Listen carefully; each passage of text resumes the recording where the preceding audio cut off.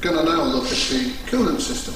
We've got an oil system for lubrication, we've got a coolant system to keep the engine working at its most optimal by various different bits of apparatus in the engine. It works from an expansion tank. At the front of the engine is a radiator.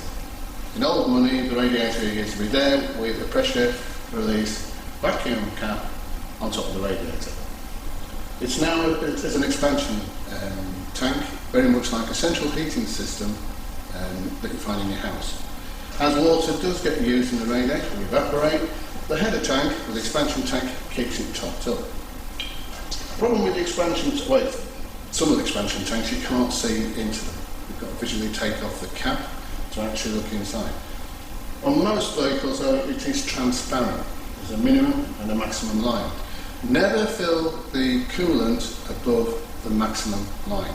It's an expansion tank. As the water does cool down, it can rise in the header tank and go out of the overflow pipe. Because we put antifreeze into the tank or into the system, we're now putting antifreeze onto the road surface, which is a contaminant. So make sure you keep it only up to the maximum line. If you do run low on water, and the light comes on in the cab or in the cockpit, do not fill a hot engine up with freezing cold water. The new cold water going into the engine could actually crack the engine block.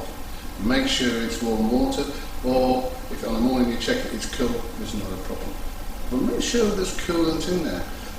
Is there any particular reason, especially in this country, Stuart, that we put coolant in the... Well, as you know, we keep coolant in the inside the engine, in the coolant system. A couple of reasons. One of them would be to stop the engine from freezing. When the temperature drops, remember, water is still around the engine, so that again it could expand once it turns to ice and damage the engine. So we need to have some protector in there to stop it freezing.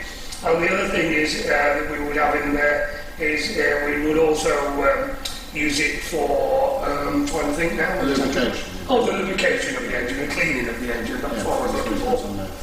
Yeah. So.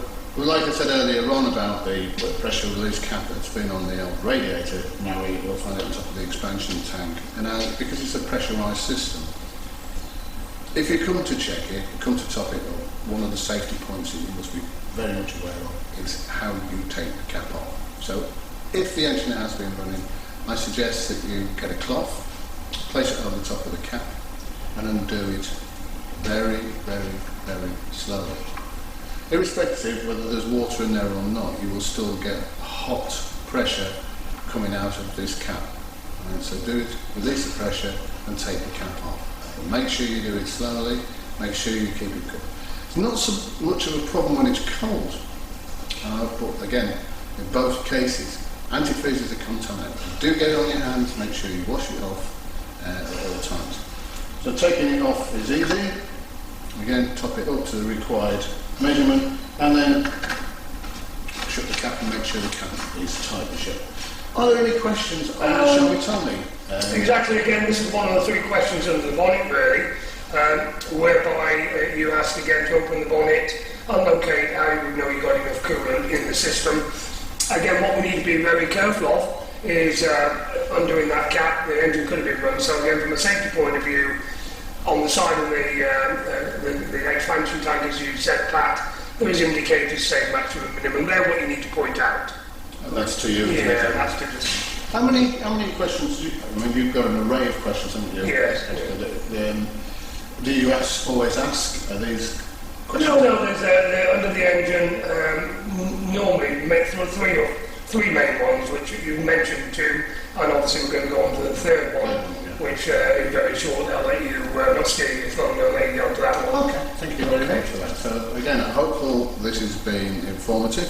For those doing V-theory, it puts a bit of meat on the bones, so that you can actually answer the questions, not repetitive. You understand, basically. Yeah.